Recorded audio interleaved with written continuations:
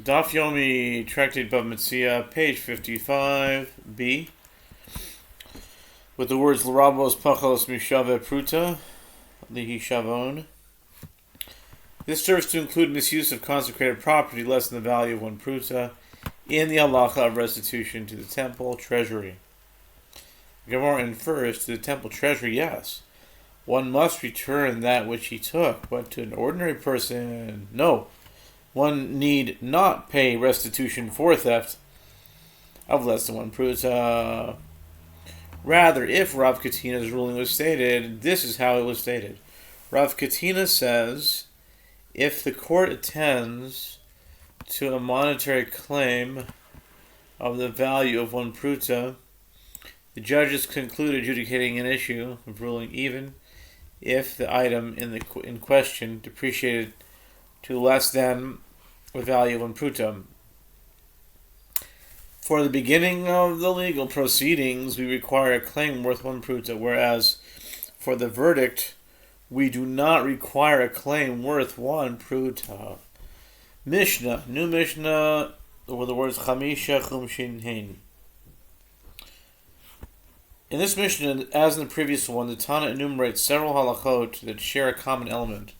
There are 5 halachic situations where 1/5 is added to the value of the principal, and these are they: a non-priest who either eats truma or truma of the tithe which the Levite separates from the first tithe he gives to the priest, or truma of the tithe of demai, or challah or first fruits.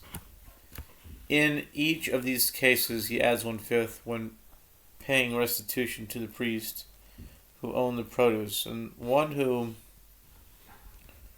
redeems his own fruit of a 4th year sapling or second tithe produce adds 1/5. One who redeems his own consecrated property adds 1/5. One who derives benefit worth one pruta from consecrated property adds 1/5. One who robs the value of one pruta from another and takes a false oath in response to his claim adds 1/5 when paying restitution. Gemara, the Talmud says, Rava says, Rabbi Elazar found the halacha in the Mishnah with regard to truma of the tithe of demai to be difficult. He asked, and since the obligation to tithe demai is by rabbinic law, did the sages reinforce their pronouncements and render them parallel to Torah law by requiring the addition of 1/5 when paying restitution? Rav Nachman said, Shmuel said, in accordance with whose opinion is this Mishnah? It is in accordance with the opinion of Rabbi Meir, who says, the sages reinforce their pronouncements and render them parallel to Torah law, as it is taught in a Braita with regard to an agent who brings a bill of divorce from a country overseas.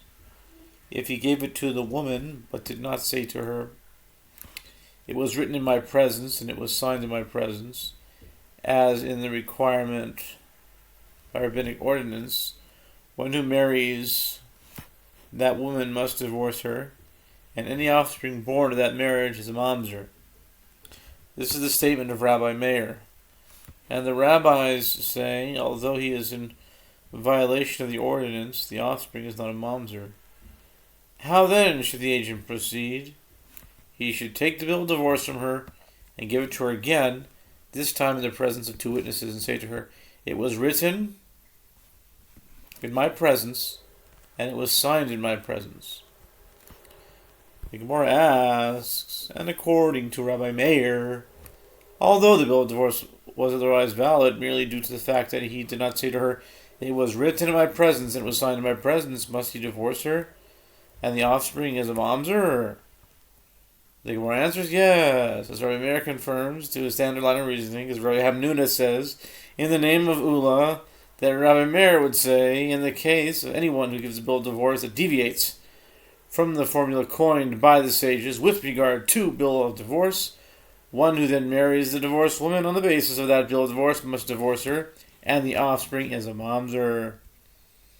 Concerning truma of the tithe of demai as well, Rabbi Meir reinforced the pronouncements of the sages and rendered them parallel to Torah law. We'll stop here and continue with Part B.